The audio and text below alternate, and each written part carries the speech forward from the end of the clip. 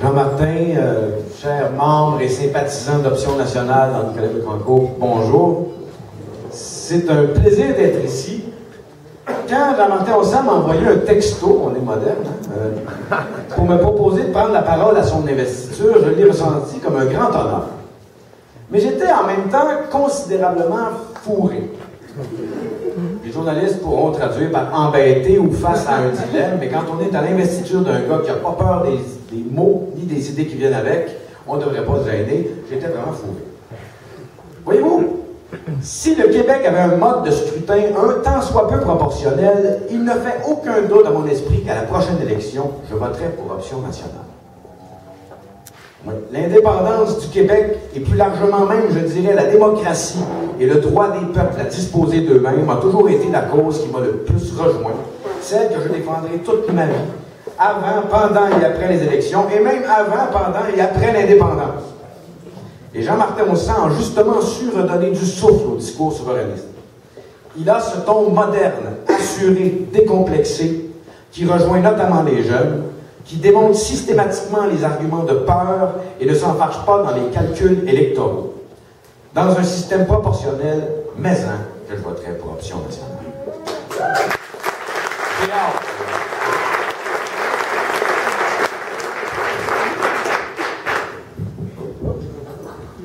Mais on n'en est pas là.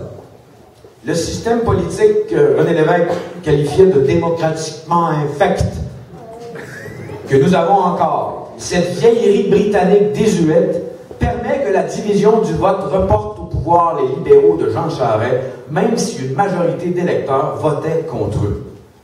Et je ne sais pas pour vous, mais en ce qui me concerne, si au soir des prochaines élections, je vois Jean Charest lever les bras en signe de triomphe et qu'il ait pu obtenir cette victoire grâce à notre division, je ne pardonnerai jamais aux leaders indépendantistes et progressistes de ne pas avoir su s'unir pour le tasser du pouvoir. C'est en ce sens que je suis, en tant qu'électeur indépendantiste et progressiste, coincé entre des partis qui risquent de s'opposer lors des prochaines élections. Et je refuse. Mon parti, à moi, c'est celui de la famille souverainiste élargie, y compris ceux qui ont d'autres priorités chronologiques que l'indépendance, y compris ceux qui croient que si on est en train de se faire fourrer avec les moyens d'une province, c'est qu'il y a moyen de se faire un peu moins fourrer, même avec les moyens limités d'une province, et qu'il faut toujours bien commencer par ça. Parce que présentement, en antagonisant toute une partie de la jeunesse, la plus militante et la plus inspirante, en bradant nos ressources naturelles et par tout ce qu'il fait en matière de langue, d'immigration, de choix énergétiques, par la corruption érigée en système qui rend les citoyens toujours plus cyniques face à la politique, ce gouvernement est en train d'hypothéquer l'avenir du Québec et jusqu'à sa capacité de décider par lui-même de son destin. On ne peut pas le laisser faire. Ce travail de sape a assez duré. Oui.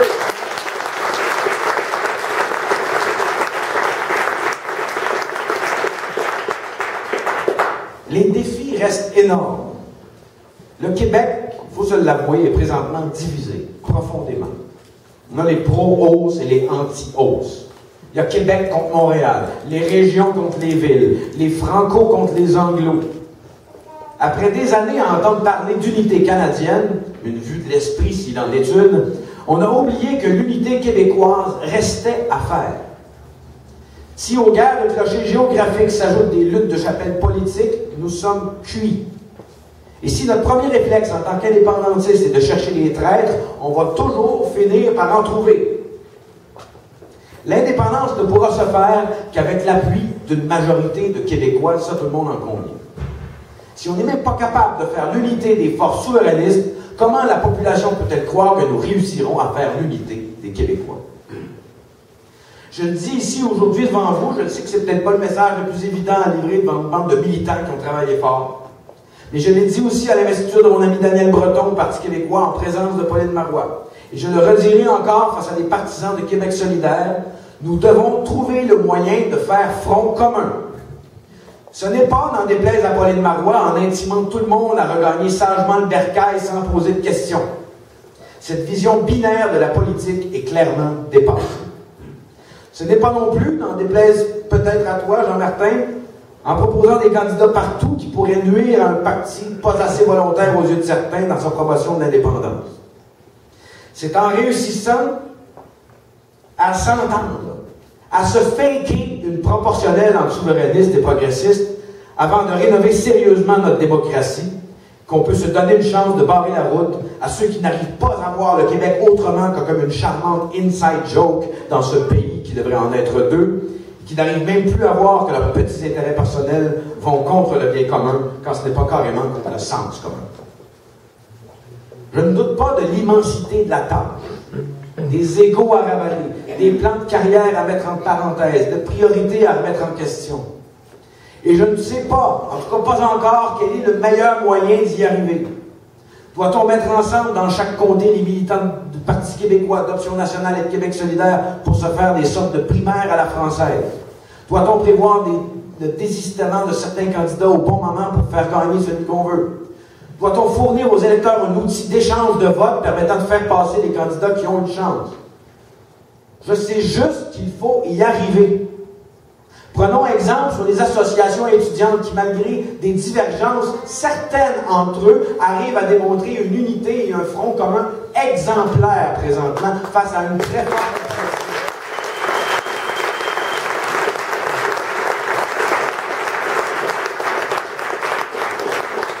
Il faut que négocier ne soit pas un vain mot. Si on espère encore que les associations étudiantes puissent négocier ou être pas médiatisé, comment on dit, médiatorisé, enfin qu'on mette un médiateur pour les faire s'entendre avec le gouvernement, on devrait pouvoir s'entendre en souverainisme. Moi, je veux Pauline Marois, Daniel Breton, Martine Ouellette et Bernard Drinville à l'Assemblée nationale. Je veux aussi Amir Kadir et Françoise David. Je veux qu'on ait l'équipe de rêve en place, qui ratisse le plus large possible. Et en passant, moi je suis dans le comté d'Amir Kadir.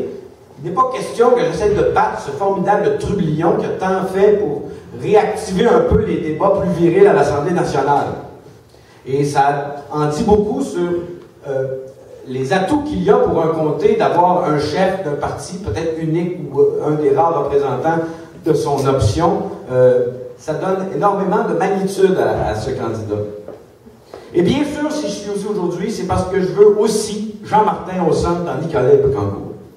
Parce que je sais qu'on a besoin de lui pour tirer dans le bon sens. Qu'on a besoin de ces militants inspirés et inspirants. De ce discours volontaire et véritablement lucide en faveur de l'indépendance. On a aussi besoin de toutes ces idées sur l'énergie, sur cette nationalisation de l'énergie, sur la gratuité scolaire, sur la nationalisation, aussi sur le respect des Autochtones qui est présent dans ton programme et qui est un peu rare ailleurs. Sur la proportionnelle et le financement des partis politiques, et sur le monorail suspendu qui nous éviterait d'être pognés dans le trafic au pont. Oui, le Québec a besoin du courage de Jean-Martin au centre, au moins autant qu'il a besoin de la solidarité de tous ceux et celles qui veulent en faire un pays.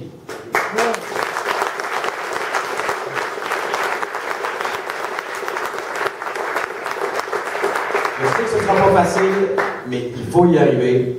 Merci. Et si je vous ai bien compris, vous êtes en train de dire à bientôt.